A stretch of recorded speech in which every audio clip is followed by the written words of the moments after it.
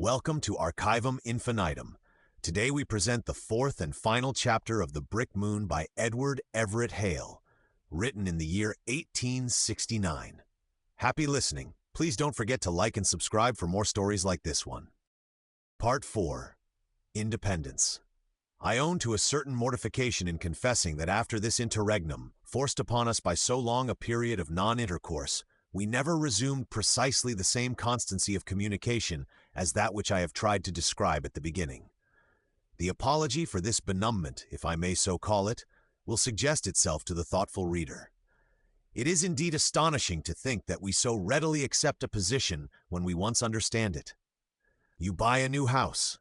You are fool enough to take out a staircase that you may put in a bathing room. This will be done in a fortnight, everybody tells you, and then everybody begins. Plumbers, masons, carpenters, plasterers, skimmers, bell hangers, speaking tube men, men who make furnace pipe, paper hangers, men who scrape off the old paper, and other men who take off the old paint with alkali, gas men, city water men, and painters begin. To them are joined a considerable number of furnace men's assistants, stovepipe men's assistants, masons' assistants, and hodmen who assist the assistants of the masons, the furnace men, and the pipe men. For a day or two, these all take possession of the house and reduce it to chaos.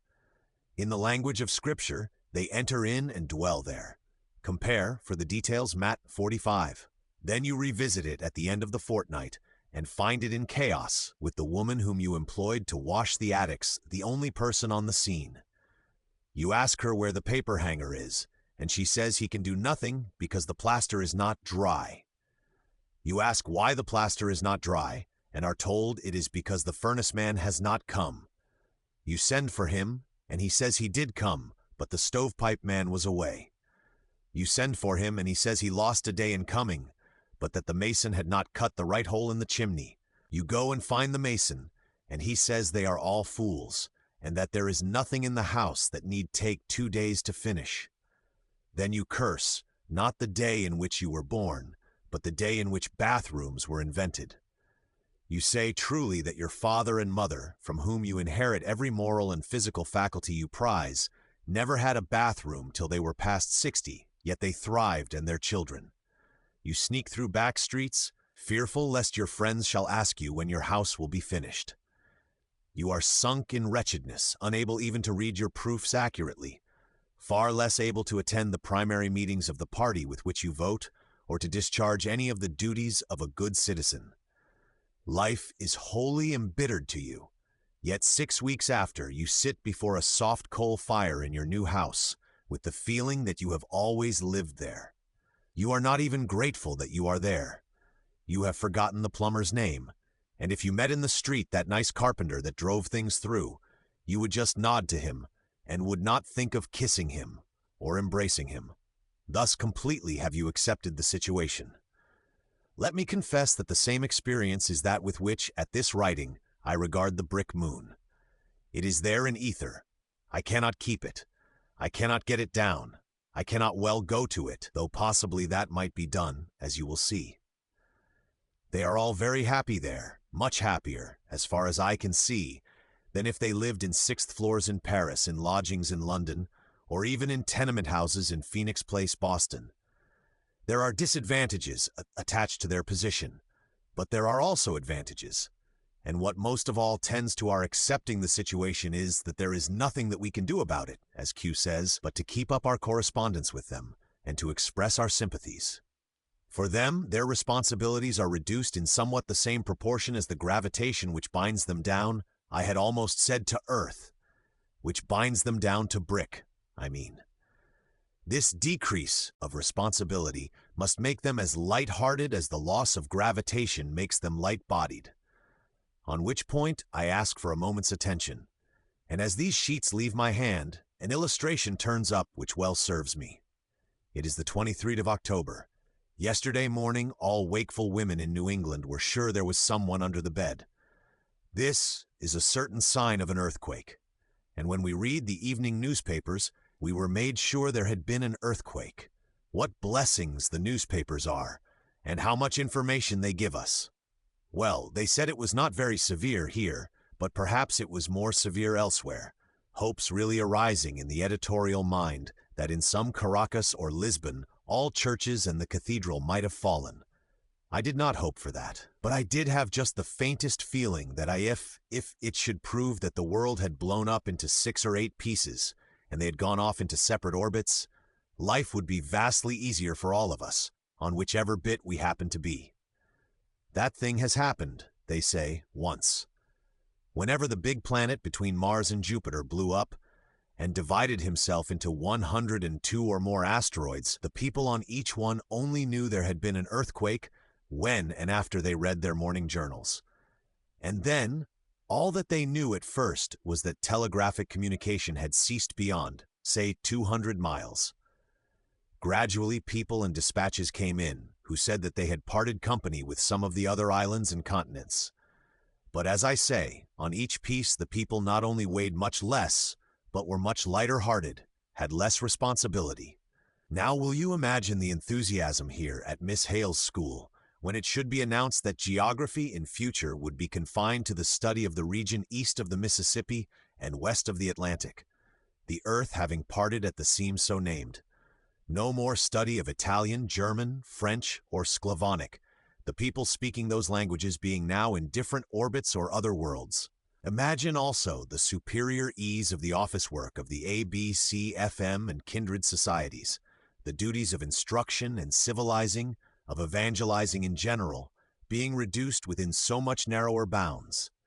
For you and me also, who cannot decide what Mr. Gladstone ought to do with the land tenure in Ireland, and who distress ourselves so much about it in conversation, what a satisfaction to know that Great Britain is flung off with one rate of movement, Ireland with another, and the Isle of Man with another, into space, with no more chance of meeting again than there is, that you shall have the same hand at whist tonight that you had last night. Even Victoria would sleep easier, and I am sure Mr. Gladstone would.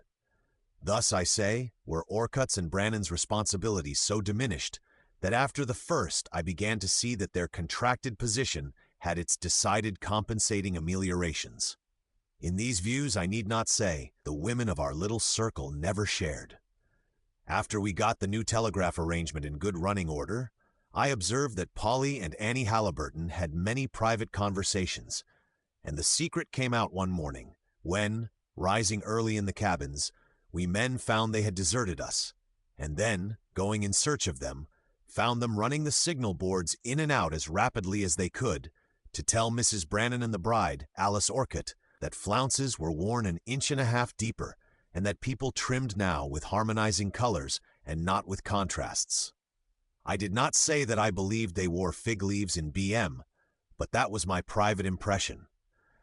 After all, it was hard to laugh at the girls, as these ladies will be called, should they live to be as old as Helen was when she charmed the Trojan Senate. That was 93, if Heine be right in his calculations. It was hard to laugh at them because this was simple benevolence, and the same benevolence led to a much more practical suggestion when Polly came to me and told me she had been putting up some baby things for little Io and Phoebe, and some playthings for the older children, and she thought we might send up a bundle. Of course we could. There were the flies still moving, or we might go ourselves. And here the reader must indulge me in a long parenthesis. I beg him to bear me witness that I never made one before. This parenthesis is on the tense that I am obliged to use in sending to the press these minutes. The reader observes that the last transactions mentioned happened in April and May, 1871. Those to be narrated are the sequence of those already told. Speaking of them in 1870 with the coarse tenses of the English language is very difficult. One needs for accuracy a sure future, a second future, Apollo post-future, and Apollo ante future, none of which does this language have. Failing this, one would be glad of an aorist, tense without time, if the grammarians will not swoon at hearing such language. But the English tongue hath not that either. Doth the learned reader remember that the Hebrew, language of history and prophecy, hath only a past and a future tense, but hath no present? Yet that language succeeded tolerably in expressing the present griefs or joys of David and of Solomon. Bear with me then, O critic, if even in 1870 I use the so-called past tenses in narrating what remaineth of this history up to the summer of 1872. End of the parenthesis. On careful consideration, however, no one volunteers to go. To go, if you observe, would require that a man envelop himself thickly in asbestos or some similar non-conducting substance, leap boldly on the rapid flies, and so be shot through the Earth's atmosphere in 2 seconds and a fraction, carrying with him all the time, in a non-conducting receiver, the condensed air he needed, and landing quietly on BM by a pre-calculated orbit. At the bottom of our hearts, I think we were all afraid. Some of us confessed to fear. Others said, and said truly, that the population of the moon was already dense, and that it did not seem reasonable or worthwhile on any account to make it denser, nor has any movement been renewed for going. But the plan of the bundle of things seemed more feasible, as the things would not require oxygen. The only precaution seemed to be that which was necessary for protecting the parcel against combustion as it shot through the Earth's atmosphere. We had not asbestos enough. It was at first proposed to pack them all in one of Professor Horsford's safes, but when I telegraphed this plan to Orcutt, he demurred. Their atmosphere was but shallow, and with a little too much force the corner of the safe might knock a very bad hole in the surface of his world. He said if we would send up first a collection of things of no great weight, but of considerable bulk, he would risk that, but he would rather have no compact metals. I satisfied myself, therefore, with a plan which I still think good. Making the parcel up in heavy old woolen carpets, and cording it with worsted cords, we would case it in a carpet bag larger than itself, and fill in the interstice with dry sand, as our best non-conductor. Cording this tightly again, we would renew the same casing with more sand, and so continually offer surfaces of sand and woolen, till we had 5 separate layers between the parcel and the air. Our calculation was that a perceptible time would be necessary for the burning and disintegrating of each sandbag. If each one, on the average, would stand 2/5 of a second, the inner parcel would get through the Earth's atmosphere unconsumed. If, on the other hand, they lasted a little longer, the bag, as it fell on BM, would not be unduly heavy. Of course, we could take their night for the experiment, so that we might be sure they should all be in bed and out of the hat way. We had very funny and very merry times in selecting things important enough and at the same time bulky and light enough to be safe. Alice and Bertha at once insisted that there must be room for the children's playthings. They wanted to send the most approved of the old ones and to add some new presents. There was a woolly sheep in particular, and a watering pot that Rose had given Fanny, about which there was some sentiment. Boxes of dominoes, packs of cards, magnetic fishes, bows and arrows, checkerboards, and croquet sets. Polly and Annie were more considerate. Down to Coleman and Company they sent an order for pins, needlehooks and eyes, buttons, tapes, and I know not what essentials. India rubber shoes for the children Mrs. Halliburton insisted on sending. Halliburton himself bought open-eye, shut-eye dolls, though I felt that wax had been, since Icarus's days, the worst article in such an adventure. For the babies he had India rubber rings. He had tin cows and carved wooden lions for the bigger children, drawing tools for those older yet, and a box of crochet tools for the ladies. For my part, I piled in literature, a set of my own works, the legislative reports of the state of Maine, Jean Ingelow, as I said or intimated, and both volumes of The Earthly Paradise. All these were packed in sand, bagged and corded, bagged, sanded and corded again, yet again and again, 5 times. Then the whole awaited Orcutt's orders and our calculations. At last the moment came. We had, at Orcutt's order, reduced the revolutions of the flies to 7,230, which was, as nearly as he knew, the speed on the fatal night. We had soaked the bag for near 12 hours, and at the moment agreed upon, rolled it on the flies and saw it shot into the air. It was so small that it went out of sight too soon for us to see it take fire. Of course, we watched eagerly for signal time. They were all in bed on BM when we let fly, but the dispatch was a sad disappointment. 107, nothing has come through but 2 croquet balls and a China horse, but we shall send the boys hunting in the bushes, and we may find more. 108, 2 harpers and an Atlantic badly singed, but we can read all but the parts which were most dry. 109, we see many small articles revolving round us which may perhaps fall in. They never did fall in, however. The truth was that all the bags had burned through. The sand, I suppose, went to its place, wherever that was. And all the other things in our bundle became little asteroids or aerolites in orbits of their own, except a well-disposed score or two, which persevered far enough to get within the attraction of Brick Moon and to take to revolving there, not having hit quite square as the croquet balls did. They had 5 volumes of the Congressional Globe whirling round like bats within 100 feet of their heads. Another body, which I'm afraid was the Ingham Papers, flew a little higher, not quite so heavy. Then there was an absurd procession of the woolly sheep, a china cow, a pair of India rubbers, a lobster. Halliburton had chosen to send a wooden lion, the wax doll, a Salter's balance, the New York Observer, the bow and arrows, a Nuremberg nanny goat, Rose's watering pot, and the magnetic fishes, which gravely circled round and round them slowly and made the petty zodiac of their petty world. We have never sent another parcel since, but we probably shall at Christmas, gauging the flies perhaps to 1 revolution more. The truth is that although we have never stated to each other in words our difference of opinion or feeling, there is a difference of habit of thought in our little circle as to the position which the BM holds. Somewhat similar is the difference of habit of thought in which different statesmen of England regard their colonies. Is BM a part of our world, or is it not? Should its inhabitants be encouraged to maintain their connections with us, or is it better for them to accept the situation and gradually wean themselves from us and from our affairs? It would be idle to determine this question in the abstract. It is perhaps idle to decide question of casuistry in the abstract. But in practice, there are constantly arising questions which really require some decision of this abstract problem for their solution. For instance, when that terrible breach occurred in the Sandemanian church, which parted it into the old school and new school parties, Halliburton thought it very important that Brannan and Orcutt and the church in BM under Brannan's ministry should give in their adhesion to our side.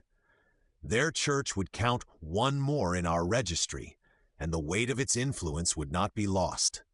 He therefore spent 8 or 9 days in telegraphing from the early proofs a copy of the address of the Chautauqua Synod to Brannan, and asked Brannan if he were not willing to have his name signed to it when it was printed. And the only thing which Halliburton takes sorely in the whole experience of the Brick Moon from the beginning is that neither Orcutt nor Brannan has ever sent 1 word of acknowledgement of the dispatch. Once, when Halliburton was very low-spirited, I heard him even say that he believed they had never read a word of it, and that he thought he and Rob Shea had had their labor for their pains in running the signals out and in. Then he felt quite sure that they would have to establish civil government there. So he made up an excellent collection of books, Delolme on the British Constitution, Montesquieu on laws, Story Kent, John Adams, and all the authorities here, with 10 copies of his own address, delivered before the Young Men's Mutual Improvement Society of Podunk on the abnormal truths of social order. He telegraphed to know what night he should send them, and Orcutt replied, 129. Go to thunder with your old law books. We have not had a primary meeting nor a justice court since we have been here, and DV we never will have. Halliburton says this is as bad as the state of things in Kansas, when, because Frank Pierce would not give them any judges or laws to their mind, they lived a year or so without any. Orcutt added in his next dispatch, 130. Have not you any new novels? Send up Scribe in the Arabian Nights and Robinson Crusoe in the Three Guardsmen and Mrs. Whitney's books. We have Thackeray and Miss Austen. When he read this, Halliburton felt as if they were not only light-footed but light-headed, and he consulted me quite seriously as to telegraphing to them Pycroft's course of reading. I coaxed him out of that, and he satisfied himself with a serious expostulation with George as to the way in which their young folks would grow up. George replied by telegraphing Brannan's last sermon, I Thessalonians Ive 2. The sermon had 4 heads, must have occupied an hour and a half in delivery, and took 5 nights to telegraph.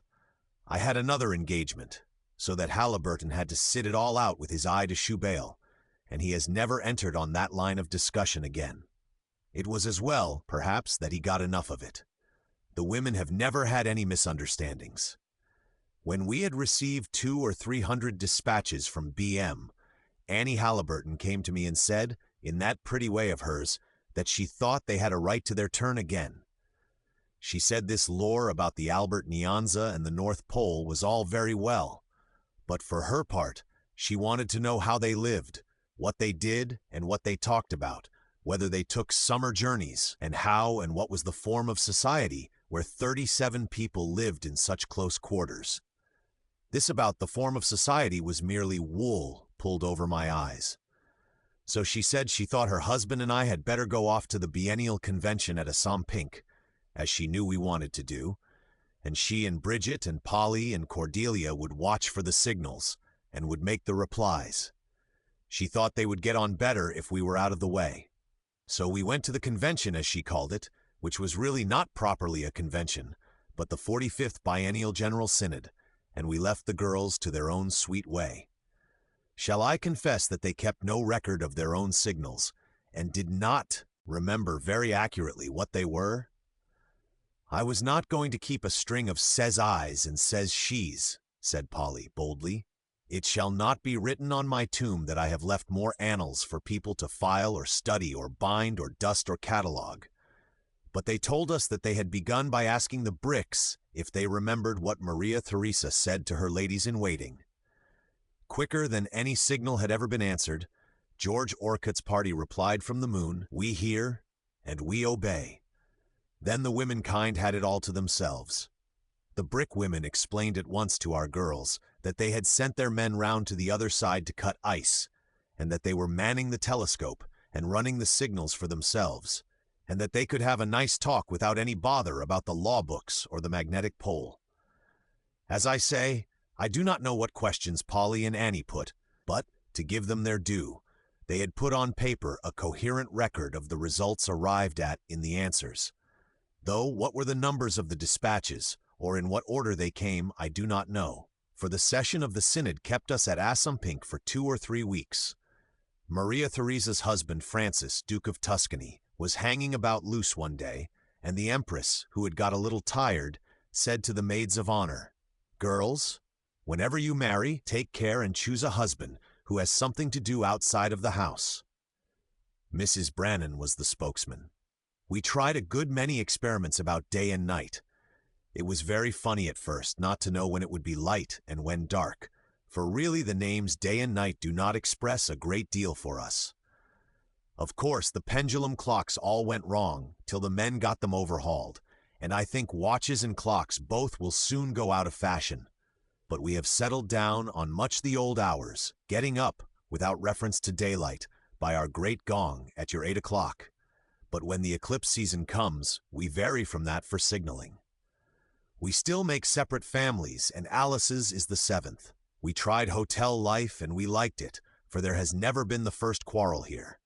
You can't quarrel here where you are never sick, never tired, and need not be ever hungry. But we were satisfied that it was nicer for the children and for all round to live separately and come together at parties, to church, at signal time, and so on. We had something to say then, something to teach, and something to learn.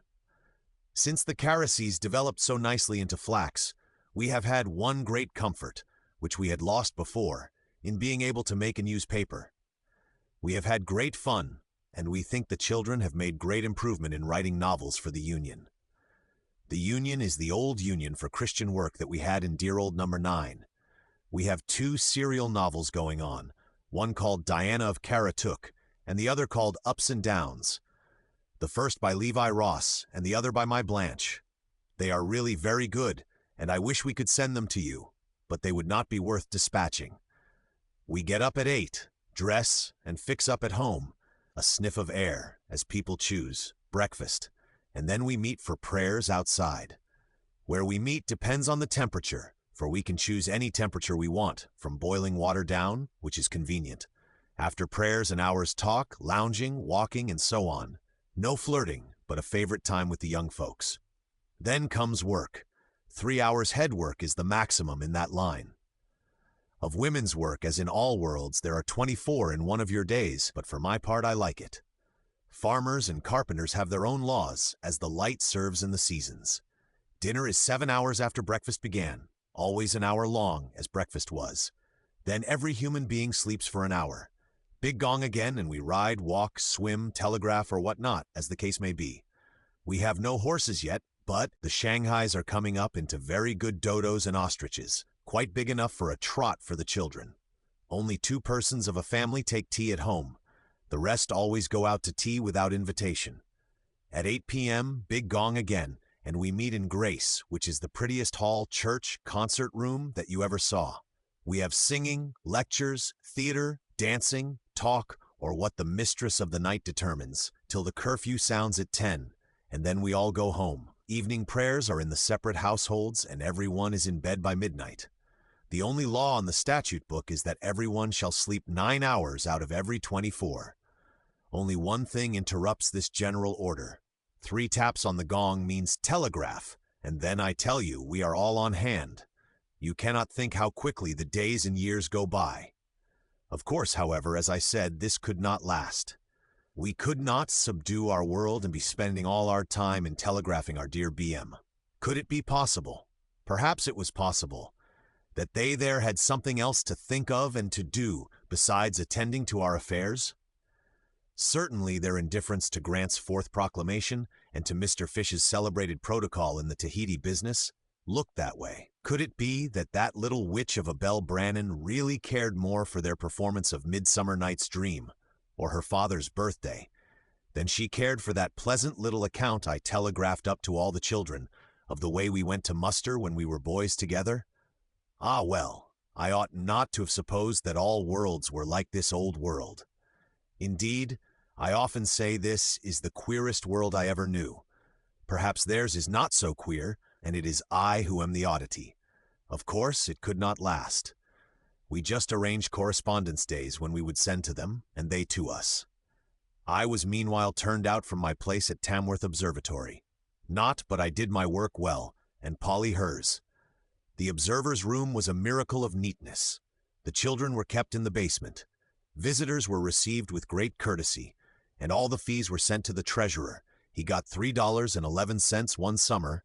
That was the year General Grant came there, and that was the largest amount that they ever received from any source but begging. I was not unfaithful to my trust, nor was it for such infidelity that I was removed. No, but it was discovered that I was a Sandemanian, a glassite, as in derision I was called. The annual meeting of the trustees came round. There was a large mechanics fair in Tamworth at the time, and an agricultural convention. There was no horse race at the convention, but there were 2 competitive examinations in which running horses competed with each other, and trotting horses competed with each other, and $5,000 was given to the best runner and the best trotter. These causes drew all the trustees together. The Rev. Cephas Philpotts presided. His doctrines with regard to free agency were considered much more sound than mine. He took the chair in that pretty observatory parlor, which Polly had made so bright with smilax and ivy. Of course I took no chair. I waited, as a janitor should, at the door. Then a brief address.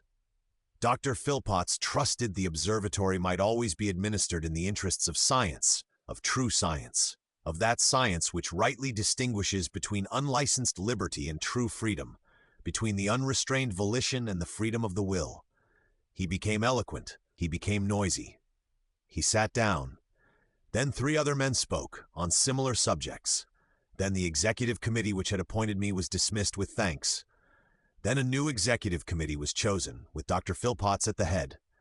The next day I was discharged. And the next week the Philpotts family moved into the observatory, and their second girl now takes care of the instruments. I returned to the cure of souls and to healing the hurt of my people. On observation days somebody runs down to number 9, and by means of Shubael communicates with BM. We love them, and they love us all the same. Nor do we grieve for them as we did. Coming home from Pigeon Cove in October with those nice Wadsworth people, we fell to talking as to the why and wherefore of the summer life we had led. How was it that it was so charming, and why were we a little loath to come back to more comfortable surroundings? I hate the school, said George Wadsworth. I hate the making calls, said his mother. I hate the office hour, said her poor husband. If there were only a dozen I would not mind, but 1,700,000 in 60 minutes is too many. So that led to asking how many of us there had been at Pigeon Cove. The children counted up all the 6 families, the Halliburtons, the Wadsworths, the Pontefracts, the Midges, the Haces, and the Inghams, and the 2 good-natured girls, 37 in all, and the 2 babies born this summer. "Really," said Mrs. Wadsworth, "I have not spoken to a human being besides these since June, and what is more, Mrs. Ingham, I have not wanted to.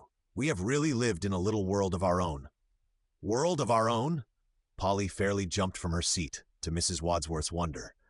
"So we had lived in a world of our own." Polly reads no newspaper since the Sandemanian was merged. She has a letter or 2 tumble in sometimes, but not many, and the truth was that she had been more secluded from General Grant and Mr. Gladstone and the Khedive and the rest of the important people than had Brannan or Ross or any of them, and it had been the happiest summer she had ever known. Can it be possible that all human sympathies can thrive, and all human powers be exercised, and all human joys increase if we live with all our might with the 30 or 40 people next to us, telegraphing kindly to all other people to be sure? Can it be possible that our passion for large cities and large parties and large theaters and large churches develops no faith nor hope nor love which would not find aliment and exercise in a little world of our own? Thanks for listening to The Brick Moon by Edward Everett Hale, here on Archivum Infinitum. If you enjoyed it, be sure to follow the channel so you don't miss the other stories we'll be releasing soon. More chapters and related videos will be available right here. See you next time!